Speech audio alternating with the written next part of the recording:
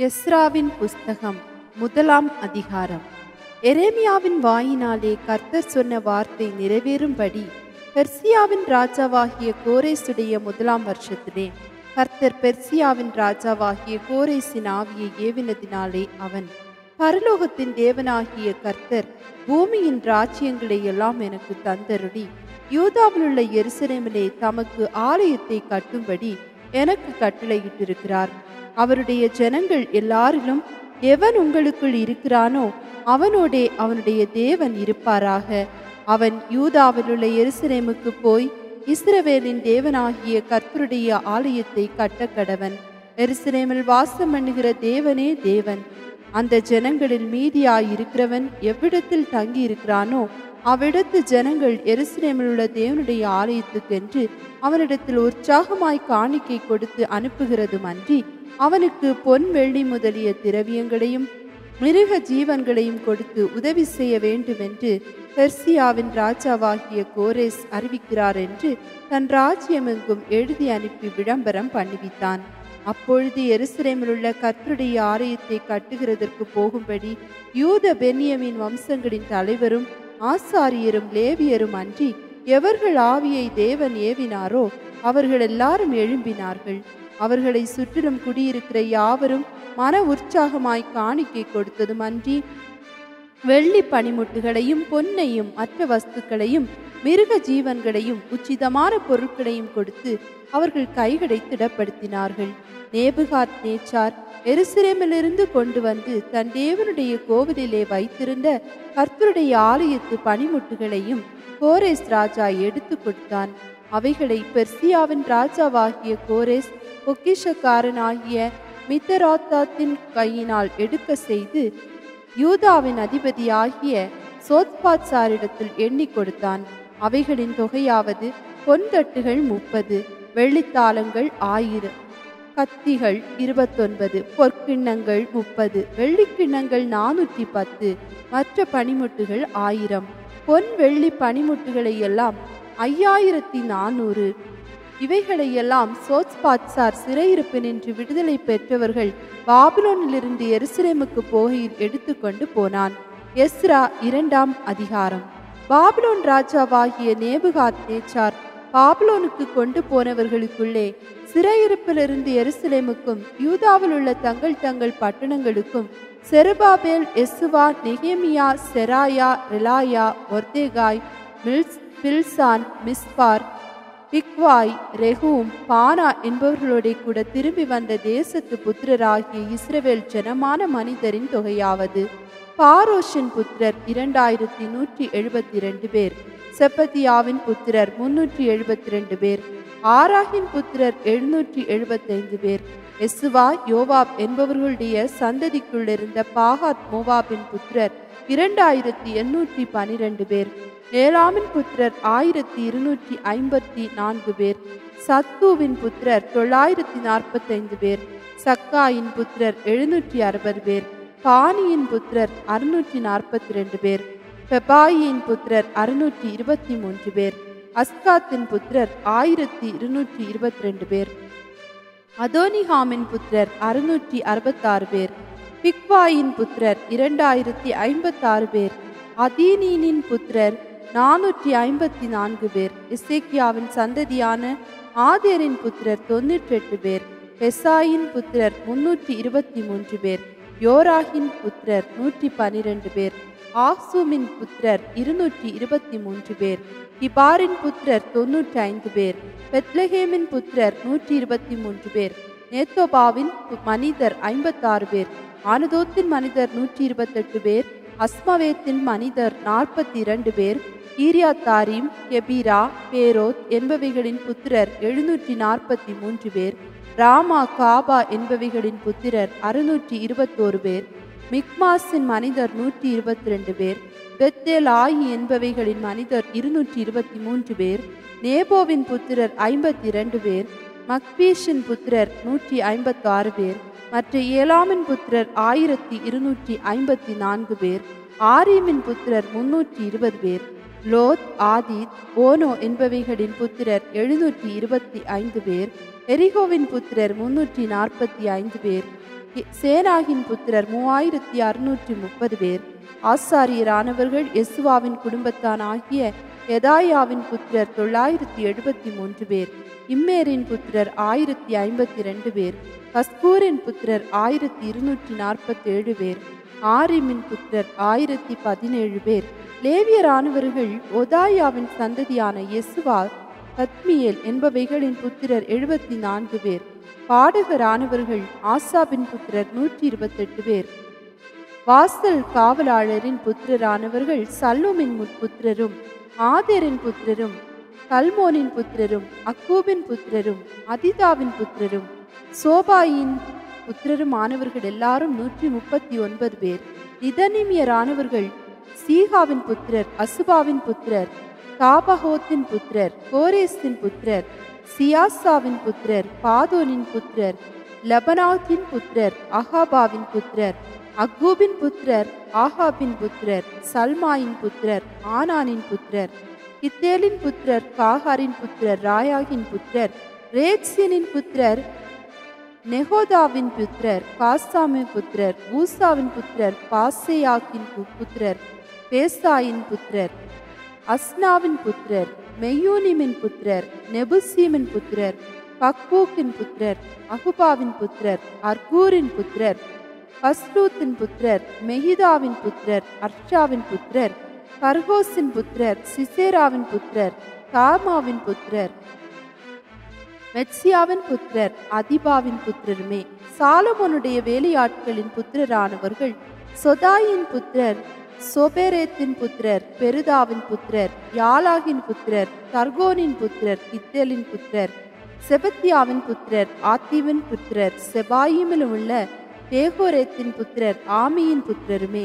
நிதனிமியரும் சாலமோனுடைய வேலையாட்களின் புத்திரரும் எல்லாரும் 392 பேர். தெல்மேலாகிலும் தெல் அர்சாவிலும் கேருபிலும் ஆதோனிலும் இம்மேரிலும் இருந்து வந்து தாங்கள் இஸ்ரவேலர் என்று தங்கள் பிதாக்களின் வம்சத்தையும் தங்கள் பூர்வ தரத்தையும் சொல்ல மாட்டாமல் இருந்தவர்கள் தெலையாவின் புத்திரர், தொபியாவின் புத்திரர், நெகோதாவின் புத்திரர் ஆக 652 பேர். ஆசாரியரின் புத்திரரில் அபாயாவின் புத்திரர், சேரேசின் புத்திரர், கீலேயாத்தியனான பர்சிலாயின் குமார்த்திகளில் ஒருத்தியை விவாகம் பண்ணி அவர்கள் வம்ச நாமம் தரிக்கப்பட்ட பர்சிலாயின் புத்திரரே. இவர்கள் தங்கள் வம்ச அட்டவணையை தேடி அதை காணாமற் போய் ஆசாரிய ஊழியத்திற்கு விளக்கமானவர்கள் என்று எண்ணப்பட்டார்கள். ஊரீம் தும்மீம் என்பவைகள் உள்ள ஒரு ஆசாரின் எலும்பு மட்டும் இவர்கள் மகா பரிசுத்தமானதிலே புசிக்கத்தகாதென்று திர்ஷாதா அவர்களுக்கு சொன்னான். சபையார் எல்லாரும் ஏகத்திற்கு 40,360 பேராயிருந்தார்கள். அவர்களை தவிர 7,337 பேரான அவர்களுடைய வேலைக்காரரும் வேலைக்காரிகளும் 200 பாடகரும் பாடகிகளும் அவர்களுக்கு இருந்தார்கள். அவர்களுடைய குதிரைகள் 736, அவர்களுடைய கோவேறு கழுதைகள் 245, அவர்களுடைய ஒட்டகங்கள் 435, கழுதைகள் 6,720. வம்சங்களின் தலைவரில் சிலர் எருசலேமில் உள்ள கர்த்தருடைய ஆலயத்துக்கு வந்தபோது தேவனுடைய ஆலயத்தை அதன் ஸ்தானத்திலே எடுப்பிக்கும்படிக்கு அதற்காக மன உற்சாகமாய் காணிக்கைகளை கொடுத்தார்கள். அவர்கள் தங்கள் சக்திக்கு தக்கதாக திருப்படி பொக்கிஷத்திற்கு 61,000 தங்க காசையும் 5,000 ராத்தல் வெள்ளியையும் 100 ஆசாரிய வஸ்திரங்களையும் கொடுத்தார்கள். ஆசாரியரும் லேவியரும் ஜனங்களில் சிலரும் பாடகரும் வாசல் காவலாளரும் நிதனீமியரும் தங்கள் தங்கள் பட்டணங்களிலும் இஸ்ரவேலர் எல்லாரும் தங்கள் தங்கள் பட்டணங்களிலும் குடியேறினார்கள். எஸ்ரா 3ஆம் அதிகாரம். இஸ்ரவேல் புத்திரர் பட்டணங்களிலே குடியேறி 7ஆம் மாதமான போது ஜனங்கள் ஏகோபித்து எருசலேமிலே கூடினார்கள். அப்பொழுது யோசதாக்கின் குமாரனாகிய யெசுவாவும் அவன் சகோதரராகிய ஆசாரியரும் செயல்தியேலின் குமாரனாகிய செருபாபேலும் அவன் சகோதரரும் எழும்பி தேவனுடைய மனிதனாகிய மோசேயின் நியாயப்பிரமாணத்தில் எழுதியிருக்கிறபடி சர்வாங்க தகனங்களை பலியிடும்படிக்கு இஸ்ரவேலுடைய தேவனின் பலிபீடத்தை கட்டினார்கள். அவர்கள் அத்தேசத்தின் ஜனங்களுக்கு பயந்ததினால் பலிபீடத்தை அதன் ஆதாரங்களின் மேல் ஸ்தாபித்து அதன் மேல் அவர்கள் கர்த்தருக்கு அந்தி சந்தி சர்வாங்க தகன பலிகளை செலுத்தினார்கள். எழுதியிருக்கிறபடியே அவர்கள் கூடார பண்டிகையை ஆசரித்து நித்திய நியமத்தின்படி அன்றாடக கணக்கின்படியும் ஒவ்வொரு நாளிலும் பலியிட்டார்கள். அதற்கு பின்பு நித்தமும் மாத பிறப்புகளிலும் கர்த்தருடைய சகல பரிசுத்த பண்டிகைகளிலும் செலுத்தும் சர்வாங்க தகன பலியையும் கர்த்தருக்கு அவரவர் செலுத்தும் உற்சாக பலியையும் செலுத்தினார்கள். 7ஆம் மாதம் முதல் தேதியில் கர்த்தருக்கு சர்வாங்க தகன பலிகளை செலுத்த தொடங்கினார்கள். ஆனாலும் கர்த்தருடைய ஆலயத்தின் அஸ்திபாரம் இன்னும் போடப்படவில்லை. அப்பொழுது பெர்சியாவின் ராஜாவாகிய கோரேஸ் தங்களுக்கு பிறப்பித்த உத்தரவின்படியே அவர்கள் கல் தச்சருக்கும் தச்சருக்கும் பணத்தையும் லீபனோனிலிருந்தும் கேதுரு மரங்களையும் சமுத்திர வழியாய் யோபா மட்டும் கொண்டு வர சீதோனியருக்கும் தீரியருக்கும் போஜன பானத்தையும் எண்ணெயையும் கொடுத்தார்கள். அவர்கள் எருசலேமில் உள்ள தேவனுடைய ஆலயத்திற்கு வந்த 2ஆம் வருஷம் 2ஆம் மாதத்திலே செயல்தியலின் குமாரனாகிய செருபாபேலும் யோசதாகின் குமாரனாகிய யாசேபுவாவும் மற்றுமுள்ள அவர்கள் சகோதரராகிய ஆசாரியரும் லேவியரும் சிறையிருப்பிலிருந்து எருசலேமுக்கு வந்த அனைவரும் ஆரம்பம் செய்து 20 வயது முதல் அதற்கு மேற்பட்ட லேவியரை கர்த்தருடைய ஆலயத்தின் வேலையை நடத்தும்படி வைத்தார்கள். அப்படியே தேவனுடைய ஆலயத்தின் வேலையை செய்கிறவர்களை நடத்தும்படி யெசுவாவும் அவன் குமாரரும் சகோதரரும் கத்மியேலும் அவன் குமாரரும் யூதாவின் குமாரரும் வனாந்திர ஏனாதாத்தின் குமாரரும் அவர்கள் சகோதரராகிய லேவியரும் ஒருமனப்பட்டு நின்றார்கள். சிற்பாசாரிகள் கர்த்தருடைய ஆலயத்திற்கு அஸ்திபாரம் போடுகிற போது இஸ்ரவேல் ராஜாவாகிய தாவீதுடைய கட்டளையின்படியே கர்த்தரை துதிக்கும்படிக்கு வஸ்திரங்கள் தரிக்கப்பட்டு பூரிகைகளை ஊதுகிற ஆசாரியரையும் தாளங்களை கொட்டுகிற ஆசாபின் குமாரராகிய லேவியரையும் நிறுத்தினார்கள். கர்த்தர் நல்லவர், இஸ்ரவேலின் மேல் அவருடைய கிருபை என்றும் உள்ளதென்று அவரை புகழ்ந்து துதிக்கையில் மாறி மாறி பாடினார்கள். கர்த்தரை துதிக்கையில் ஜனங்கள் எல்லாரும் கர்த்தருடைய ஆலயத்தின் அஸ்திபாரம் போடப்படுகிறது நிமித்தம் மகா கம்பீரமாய் ஆரவாரித்தார்கள். முந்தின ஆலயத்தை கண்டிருந்த முதிர்வயதான ஆசாரியரிலும் லேவியரிலும் பிதாக்கள் வம்சங்களின் தலைவரிலும் அநேகர் இந்த ஆலயத்துக்கு தங்கள் கண்களுக்கு முன்பாக அஸ்திபாரம் போடப்படுகிறதை கண்டபோது மகா சத்தமிட்டு அழுதார்கள். வேறே அநேகம் பேரோ கம்பீர சந்தோஷமாய் ஆர்ப்பரித்தார்கள். ஜனங்கள் மகா கம்பீரமாய் ஆர்ப்பரிக்கிறதுனால் அவர்கள் சத்தம் வெகு தூரம் கேட்கப்பட்டது. ஆனாலும் சந்தோஷ ஆரவாரத்தின் சத்தம் என்னதென்றும் ஜனங்களுடைய அழுகையின் சத்தம் என்னதென்றும் பகுக்கறிய கூடாதிருந்தது. எஸ்ரா 4ஆம் அதிகாரம். சிறையிருப்பிலிருந்து வந்த ஜனங்கள் இஸ்ரவேலின் தேவனாகிய கர்த்தருக்கு ஆலயத்தை கட்டுகிறார்கள் என்று யூதாவுக்கும் பென்யமீனிலும் இருந்த சத்துருக்கள் கேள்விப்பட்ட போது அவர்கள் செருபாபேலிடத்துக்கும் தலைவரான பிதாக்களிடத்துக்கும் வந்து, உங்களோட கூட நாங்களும் கட்டுவோம், உங்களைப் போல நாங்களும் உங்கள் தேவனை நாடுவோம். இவ்விடத்துக்கு எங்களை வரப்பண்ணின அசீரியாவின் ராஜாவாகிய எசாத்தோன் நாட்கள் முதற்கொண்டு அவர்களுக்கு நாங்களும் பலியிட்டு வருகிறோம் என்று அவர்களோட சொன்னார்கள். அதற்கு செருபாபேலும் யெசுவாவும் இஸ்ரவேலின் மற்றுமுள்ள தலைவரான பிதாக்களும் அவர்களை நோக்கி, எங்கள் தேவனுக்கு ஆலயத்தை கட்டுகிறதற்கு உங்களுக்கும் எங்களுக்கும் சம்பந்தம் இல்லை. பெர்சியாவின் ராஜாவாகிய கோரேஸ் ராஜா உங்களுக்கு கட்டளையிட்டபடி நாங்களே இஸ்ரவேலின் தேவனாகிய கர்த்தருக்கு அதை கட்டுவோம் என்றார்கள். அதனால் அந்த தேசத்து ஜனங்கள் யூத ஜனத்தின் கைகளை தளர பண்ணி கட்டாதபடிக்கு அவர்களை சங்கடப்படுத்தி பெர்சியாவின் ராஜாவாகிய கோரேசின் காலம் முழுதும் தரியு என்னும் பெர்சிய ராஜா அரசாண்ட காலம் மட்டும் அவர்கள் யோசனையை அபத்தமாக்கும்படி அவர்களுக்கு விரோதமாய் ஆலோசனைக்காரருக்கு கைகூலி கட்டினார்கள். அகாஸ்வேரு அரசாளுகிற போது அவனுடைய ராஜ்யபாரத்தின் துவக்கத்திலே யூதாவிலும் எருசலேமிலும் குடியிருக்கிறவர்களுக்கு விரோதமாக பிராதெழுதினார்கள். அர்த்தசாஷ்டாவின் நாட்களிலும் மிஸ்லாமும் மித்திரோத்தும் காபேலும் மற்றுமுள்ள அவர்கள் வகையாராவும் பெர்சிய ராஜாவான அர்த்தசாஷ்டாவுக்கு ஒரு மனு எழுதினார்கள். அந்த மனு சீரிய எழுத்திலும் சீரிய பாஷையிலும் எழுதியிருந்தது. ஆலோசனை தலைவனாகிய ரெகுமும் கணக்கனாகிய சிம்சாவும் எருசலேமுக்கு விரோதமாக அர்த்தசாஷ்டா என்னும் ராஜாவுக்கு எழுதின மனுவிலே கையொப்பம் போட்டவர்கள் யாரென்றால் ஆலோசனை தலைவனாகிய ரெகுமும் கணக்கனாகிய சிம்சாயும் மற்றுமுள்ள அவர்கள் வகையாராவாகிய தீனாவியரும் அப்பர்சாத்தியரும் தர்பேலியர் அப்பார்சியர் அர்கேவியர் பாபிலோனியர் சூஷாங்கியர் தெகாவியர் ஏலாமியரானவர்களும் பெரியவரும் பேர் பெற்றவருமான அஸ்னாப்பார் அவ்விடங்களிலுமிருந்து அழைத்து கொண்டு வந்து சமாரியாவின் பட்டணத்திலே குடியேற்ற பண்ணின மற்ற ஜனங்களும் நதிக்கு இப்பால இருக்கிற மற்ற ஜனங்களுமே. அவர்கள் அர்த்தசாஷ்டா என்னும் ராஜாவுக்கு அனுப்பின மனுவின் நகலாவது, நதிக்கு இப்புறத்தில் இருக்கிற உமது அடியார் முதலாரானவர்கள் அறிவிக்கிறது என்னவென்றால், உம்மிடத்திலிருந்து எங்களிடத்திற்கு வந்த யூதர் எருசலேமிலே கூடி கலகமும் பொல்லாப்புமான அந்த பட்டணத்திற்கு அஸ்திபாரங்களை இணைத்து அதன் மதில்களை எழுப்பி கட்டுகிறார்கள் என்பது ராஜாவுக்கு அறியலாவதாக. இப்பொழுதும் இந்த பட்டணம் கட்டப்பட்டு அலங்கங்கள் எடுப்பிக்கப்பட்டு தீர்ந்தால் அவர்கள் பகுதியையும் தீர்வையும் ஆலயத்தையும் கொடுக்க மாட்டார்கள். அதனால் ராஜாக்களின் வருமானத்திற்கு நஷ்டம் வரும் என்று ராஜாவுக்கு அறியலாவதாக. இப்போதும் நாங்கள் அரமனை உப்பு தின்கிறபடியினால் ராஜாவுக்கு குறைவு வர பார்க்கிறது எங்களுக்கு அடாத காரியம். ஆகையால் நாங்கள் இதை அனுப்பி ராஜாவுக்கு தெரியப்படுத்துகிறோம். உம்முடைய பிதாக்களின் நடபடி புஸ்தகங்களில் சோதித்து பார்க்க உத்தரவாக வேண்டும். அப்பொழுது இந்த பட்டணம் கலகமும் ராஜாக்களுக்கும் சீமைகளுக்கும் நஷ்டமும் உண்டாக்குகிற பட்டணம் என்றும், பூர்வ காலம் முதல் காலாதி உள்ளதாய் இருக்கிறபடியினால் இந்த பட்டணம் பாழ்கடிக்கப்பட்டது என்றும் இந்த நடபடி புஸ்தகங்களில் கண்டறியலாம்.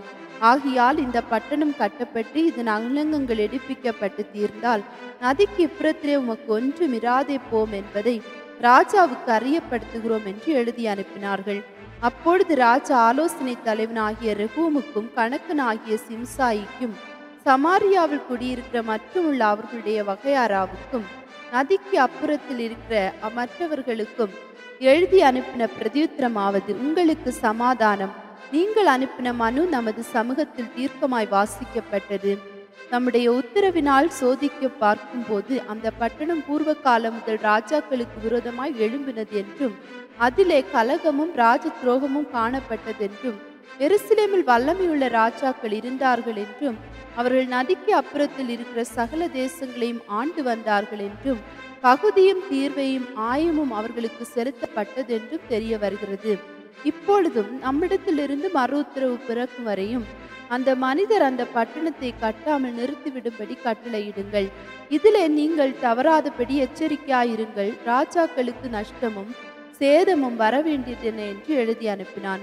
ராஜாவாகிய அர்த்தசாஷ்டாவுடைய உத்தரவின் நகல் ரெகூமுக்கும் கணக்கனாகிய சிம்சாய்க்கும் அவர்கள் வகையாராவுக்கு முன்பாக வாசிக்கப்பட்ட போது அவர்கள் தீவிரத்துடனே எருசலேமில் இருக்கிற யூதரிடத்திற்கு போய் பலவந்தத்தோடும் கட்டாயத்தோடும் அவர்களை வேலை செய்யாதபடிக்கு நிறுத்தி போட்டார்கள். அப்பொழுது எருசலேமில் உள்ள தேவனுடைய ஆலயத்தின் வேலையை தடைப்பட்டு பெர்சியாவின் ராஜாவாகிய தரியு ராஜ்யபாரம் பண்ணின 2ஆம் வருஷம் மட்டும் நிறுத்தப்பட்டிருந்தது. எஸ்ரா 5ஆம் அதிகாரம். அப்பொழுது ஆகாய் தீர்க்கதரிசியும் இத்தோவின் குமாரராகிய சகரியா என்னும் தீர்க்கதரிசியும் யூதாவிலும் எருசலேமில் உள்ள யூதருக்கும் இஸ்ரவேல் தேவனின் நாமத்திலே தீர்க்க தரிசனம் சொன்னார்கள். அப்பொழுது செயல்தியலின் குமாரனாகிய செருபாபேலும் யோசதாகின் குமாரனாகிய யெசுவாவும் எழும்பி எருசலேமில் உள்ள தேவனுடைய ஆலயத்தை கட்டத் தொடங்கினார்கள். அவர்களுக்கு திடன் சொல்ல தேவனுடைய தீர்க்கதரிசிகளும் இருந்தார்கள். அக்காலத்திலே நதிக்கு இப்புறத்தில் இருக்கிற நாடுகளுக்கு அதிபதியாகிய தத்னா என்பவனும் சேத்தார் பொஸ்னாயும் அவர்கள் வகையாராவும் அவர்களிடத்துக்கு வந்து இந்த ஆலயத்தை கட்டவும் இந்த மதிலை எடுப்பிக்கவும் உங்களுக்கு கட்டளையிட்டவன் யார் என்று அவர்களை கேட்டார்கள். அப்பொழுது அதற்கு ஏற்ற உத்தரவையும் இந்த மாளிகையை கட்டுகிற மனிதரின் நாமங்களையும் அவர்களுக்கு சொன்னோம். ஆனாலும் இந்த செய்தி தரியுவனிடத்திற்கு போய் எட்டுகிற வரைக்கும் இவர்கள் யூதருடைய மூப்பரின் வேலையை தடுக்காதபடிக்கு அவர்களுடைய தேவனின் கண் அவர்கள் மேல் வைக்கப்பட்டிருந்தது. அப்பொழுது இதை குறித்து அவர்கள் சொன்ன மறுமொழியை கடிதத்தில் எழுதி அனுப்பினார்கள்.